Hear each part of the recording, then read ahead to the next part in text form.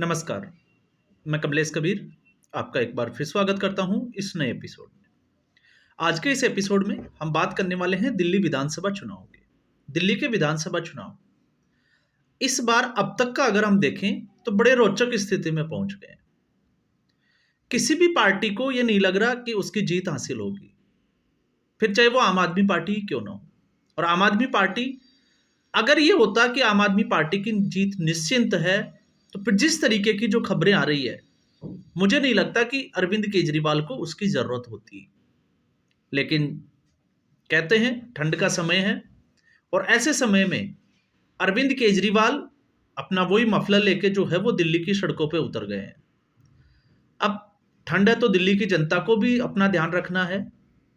और आपको ये भी पता होगा कि आज अभी अरविंद केजरीवाल और आतिशी मारलेना दोनों ने एक प्रेस कॉन्फ्रेंस की। तो आतिशी मारलेना तो वैसे बोलती नहीं है उनके पास, और वो किसी सवाल का जवाब देती नहीं है, तो सारे सवालों के जवाब जो है वो अरविंद केजरीवाल को ही देने होते हैं। अब ऐसी स्थिति में अरविंद केजरीवाल आज दिल्ली के जो अखबार हैं उनकी सुर्खियां जो थी वो ये थी कि जिस तरीके से अरविंद केजरीवाल ने संजीवनी योजना और दूसरा महिलाओं के लिए जो 2100 रुपए की जो योजना थी उसके रजिस्ट्रेशन शुरू किए हैं। और बड़ी रोचक बात तो उसमें यह है कि अरविंद केजरीवाल ने अभी 1000 रुपए देना शुरू ही नहीं किए और उन्होंने कहा कि जो रजिस्ट्रेशन कराएगा उनको 1000 के बजाय 2100 रुपए मिलेंगे। ना पंजाब में जो है वो 2022 में विधानसभा चुनाव से पहले ये वादा किया गया था, ना अभी पंजाब में शुरू हुई है। तो अब आप इसको किस तरीके से लेते हैं आप खुद सोच कर देखिए। और ऐसी स्थिति में जब उनके ही विभागों के द्वारा जब ये विज्ञापन दिया जाता है अखबारों में कि आप अपने दस्तावेज जो है वो ऐसी किसी भी योजना के लिए किसी को भी नहीं दे, और उसके बाद में अरविंद केजरीवाल को लिए ये सबसे बड़ा झटका था। तो अरविंद केजरीवाल जिस तरीके से वो जाने जाते हैं, आज उन्होंने सुबह ऐलान किया कि वो प्रेस कॉन्फ्रेंस करेंगे और प्रेस कॉन्फ्रेंस में आतिशी की गिरफ्तारी को लेकर एक बड़ा और नया ऐलान करने वाले हैं। और ऐलान क्या है? ऐलान यह है कि 3-4 दिन पहले अरविंद केजरीवाल को सूत्रों के हवाले से खबर मिली कि ईडी सीबीआई मिलकर अब आतिशी मारलेना को गिरफ्तार करने की तैयारी कर रही है। और मामला क्या है? मामला है ट्रांसपोर्ट विभाग के घोटाले का। और आप एक चीज देखिए, खूबसूरती के साथ अरविंद केजरीवाल के घोटालों पे अगर आप नजर डालोगे तो आपको किसी भी घोटाले में एक चीज जो कॉमन निकल के आती है, जैसे आपने देखा होगा दिल्ली शराब घोटाला।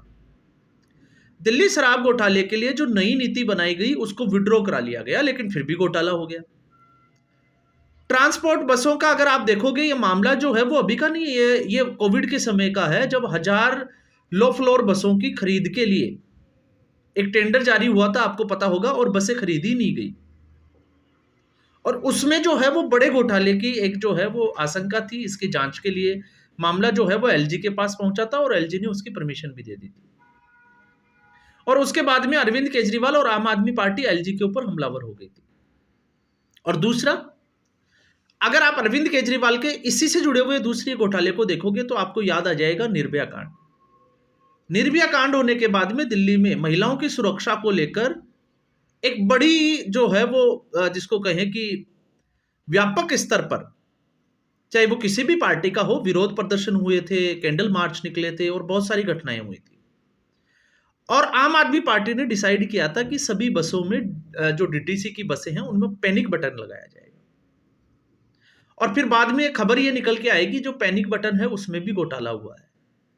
और आप देखिएगा, जिन बसों में पैनिक बटन लगाए गए और मेंटेनेंस के लिए 3000 रुपए महीने के खर्च किए गए, आज तक उन बसों से एक भी कॉल जो है वो कॉल सेंटर पे नहीं गई, या हम कहें कि पुलिस के पास पहुंची नहीं महिला सुरक्षा को लेकर।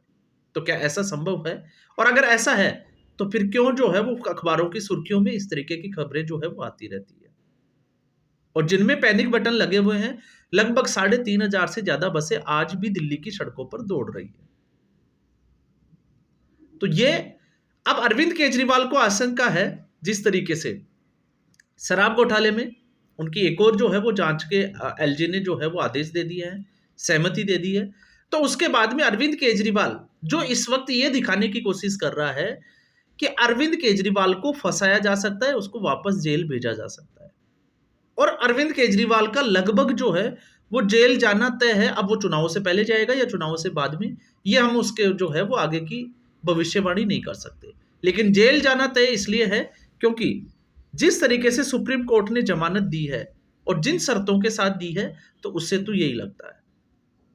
और यहां पर जब हम बात करते हैं कि सीसीटीवी, तो बसों में आपको पता होगा सीसीटीवी कैमरे भी लगाए गए थे। और ये उस समय की खबर है जब कैमरे लगाए गए थे। और उसके बाद में आपको ये भी पता होगा, इनके ही एक मंत्री संदीप कुमार, और आपको सीडी कांड याद होगा ही, किस तरीके से दो महिलाओं के यौन शोषण के मामले में उनको जो है वो गिरफ्तार किया गया था। तो अरविंद केजरीवाल इस वक्त जिस राजनीति पे आए हैं, उनको ये अंदाजा हो चुका है कि बाजी उनके हाथ से निकल सकती है। और इसीलिए वो भारतीय जनता पार्टी को जिस तरीके से कटघरे में खड़ा करने की कोशिश कर रहे हैं, तो वो अभी आपने देखा प्रेस कॉन्फ्रेंस में कि भारतीय जनता पार्टी सीएम का फेस या सीएम का चेहरा जो है वो सामने नहीं ला रही। और मुझे लगता है भारतीय जनता पार्टी को नुपुर शर्मा, बांसुरी स्वराज जो भी है, उनको एक ऐसी जो है वो महिला नेत्री को आगे लाना चाहिए जिसको सेम सीएम फेस बनाकर भारतीय जनता पार्टी चुनाव लड़े। और नुपुर शर्मा उसके लिए बेस्ट कैंडिडेट हो सकती है, जिस तरीके से इस वक्त राजनीतिक माहौल जो है, या हम कहें कि हिंदुत्व पे आकर टिक जाता है। और जब इसके मुकाबले फिर हम अरविंद केजरीवाल को देखते हैं, तो जिस तरीके से अरविंद केजरीवाल इस वक्त राजनीति कर रहे हैं, और राजनीति किस तरीके से कर रहे हैं, जिस तरीके से आपको समझना पड़ेगा, प्रधानमंत्री जो आपको पता होगा योजना है प्रधानमंत्री की, आयुष्मान योजना, उसको अरविंद केजरीवाल दिल्ली में लागू नहीं होने दे रहा, लेकिन संजीवनी योजना जो है वो लेकर आ रहे हैं कि अगर दिल्ली की जनता उनको चुनाव में जिता देती है तो वो संजीवनी योजना लागू करेंगे। तो थोड़ा सा जो है वो हास्यास्पद लगता है। और कल की एक घटना की अगर हम और बात करें, तो अरविंद केजरीवाल ने जिस महिला को, आपको पता होगा एक खाली प्लॉट में 30-35 लोग रहते हैं वोटर, इनको हम वोटर कहें तो ज्यादा अच्छा होगा, और उनके पास में अरविंद केजरीवाल जो है वो मीडिया को बुलाकर एक महिला का जो है वो वोटर आईडी कार्ड, और ये कहते हैं कि इनका वोटर आईडी या हम कहें कि इनका वोट का अधिकार जो है वो छीन लिया गया है। उसके बाद में उस महिला का जो है वो खुद का एक इंटरव्यू आता है, रूबरू होती है, और वो कहती है कि मेरा जो है वो कभी भी वोट देने का अधिकार छीना ही नहीं गया। तो अरविंद केजरीवाल एक्सपोज भी हो रहे हैं। जिस तरीके से संजय सिंह ने भी प्रेस कॉन्फ्रेंस की थी कि जो नोटिफिकेशन जारी किया गया है एलजी के द्वारा, वीके सक्सेना के द्वारा, वो रोहिंग्या मुसलमानों के लिए है, लेकिन जब ये प्रेस कॉन्फ्रेंस कहते हैं तो फिर ये आरोप लगाते हैं कि पूर्वांचलियों को दिल्ली से बाहर निकालने का एक प्लानिंग की जा रही है। तो अरविंद केजरीवाल की राजनीति जो है वो बड़ी दिलचस्प है।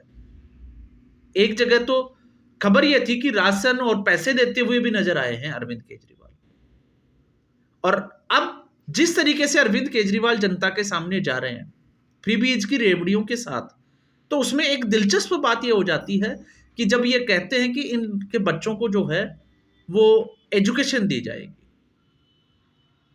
और बड़ी बात उसमें यह आ जाती है कि आज तक का अगर आप देखोगे, अब कांग्रेस पार्टी इसमें कमजोर कड़ी क्यों है मुझे नहीं पता, लेकिन दिल्ली में शीला दीक्षित के समय में जितने काम हुए हैं, शायद दिल्ली के इतिहास में किसी और पार्टी ने इतने काम किए हो, क्योंकि लंबे समय तक वो मुख्यमंत्री रही। और जिस तरीके से उनके ऊपर आरोप लगे और कांग्रेस पार्टी ने भी उनसे किनारा कर लिया था, और अरविंद केजरीवाल ने वही आरोप लगाकर जो है वो एक सत्ता की सीढ़ी पे चढ़ने का प्रयास किया और चढ़ भी गए।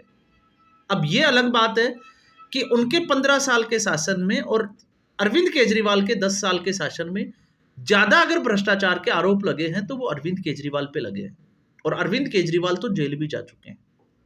और कांग्रेस पार्टी इस वक्त हमलावर तो है, लेकिन अब देखना यह है कि कांग्रेस पार्टी जो उसका वोट बैंक आम आदमी पार्टी की तरफ शिफ्ट हुआ था, उसको वो कितना हासिल कर पाएगा, क्योंकि भारतीय जनता पार्टी इस वक्त दिल्ली में आक्रामक रणनीति बनाकर चुनाव प्रचार में उतरी हुई है, और उसका सिर्फ और सिर्फ टारगेट है, और वो टारगेट है क्योंकि अगर राज्यों के अलावा अगर हम बात करते हैं तो भारतीय जनता पार्टी दिल्ली में बड़ी कमजोर दिखाई देती है अब तक, 2014 हो, 2019 हो और 2024 लोकसभा में जहां सभी सीटों पर जीत हासिल कर चुकी है, ठीक वैसी ही स्थिति में विधानसभा चुनावों में सत्ता से दूर बैठी है।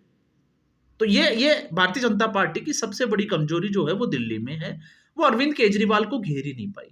या फिर हम कह सकते हैं कि 2020 से पहले तक अरविंद केजरीवाल की छवि अलग थी, लेकिन जब कोविड शुरू हुआ और उसके बाद में चाहे वो शीश महल हो, चाहे शराब की जो नई नीति हो, और फिर डीटीसी बसों का और तमाम तरह की जो, और जब ये कहा जाता है कि ये घोटाले जो है वो कथित है, तो इनके ऊपर एक सबसे बड़ी बात जो है वो ये इशारा करती है, जिस तरीके से अरविंद केजरीवाल ने यमुना नदी की सफाई का वादा किया था, इसके अलावा जो है वो हर घर तक पेयजल का वादा किया था, तो उसमें अरविंद केजरीवाल जब कमजोर कड़ी दिखाई देती है अरविंद केजरीवाल की, तो फिर साफ तौर से नजर आता है कि आखिर अरविंद केजरीवाल ने इन 10 साल में किया क्या है।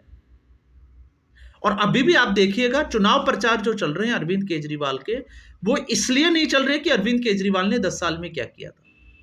सिर्फ पान बिजली फ्री कर दी, फ्री बीज की रेवड़ियों के अलावा अरविंद केजरीवाल का एक कोई काम जो है वो आम आदमी पार्टी का नेता प्रेस कॉन्फ्रेंस में सामने नहीं ला रहा। सिर्फ ये कह रहे हैं कि उनको जो है वो 5 साल का मौका दिया जाए, वो यमुना नदी को साफ कर देंगे, हर घर तक जो है वो पेयजल स्वच्छ जल पहुंचा देंगे।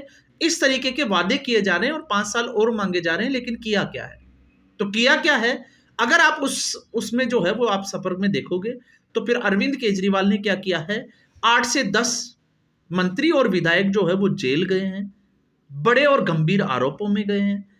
इसके अलावा अरविंद केजरीवाल ने जो जिस सिद्धांतों के साथ पार्टी में वो आए थे, राजनीति में आए थे, उनको तोड़ने का काम जिस तरीके से किया, और बड़ी कुशलता के साथ पब्लिक को जिस तरीके से बेवकूफ बनाया, वो अरविंद केजरीवाल ने ही किया।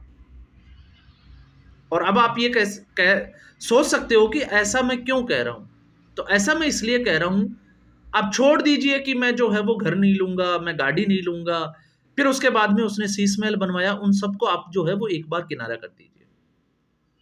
लेकिन सबसे बड़ी बात यह थी कि जो शीला दीक्षित के समय में जो स्कूल बने थे, उन स्कूलों को रिनोवेट, कोई कमरा ऐड कर दिया गया, बाथरूम बना दिए गए, और उनको जो है वो पूरे के पूरे स्कूल दिखा दिए गए। इससे बड़ा घोटाला क्या होगा? और जब उनके ही खिलाफ दिल्ली के हाईकोर्ट में ये याचिका और उस पर सुनवाई चल रही है कि दिल्ली में 3 लाख से ज्यादा जो बच्चे हैं पढ़ने वाले, उनको स्टेशनरी का सामान ही अवेलेबल नहीं करवाया गया, तो आपको शायद जो है वो अंदाजा लग जाएगा। और आपको पता होगा, अभी जब अंबेडकर की जो स्कॉलरशिप शुरू की थी, उससे पहले एक स्कॉलरशिप और थी जिसमें सिर्फ 2 बच्चों को जो है वो स्कॉलरशिप मिली थी, और उसके लिए अरविंद केजरीवाल ने प्रचार के लिए लगभग 20 करोड़ रुपए खर्च कर दिए थे। तो ये अरविंद केजरीवाल ही कर सकता है।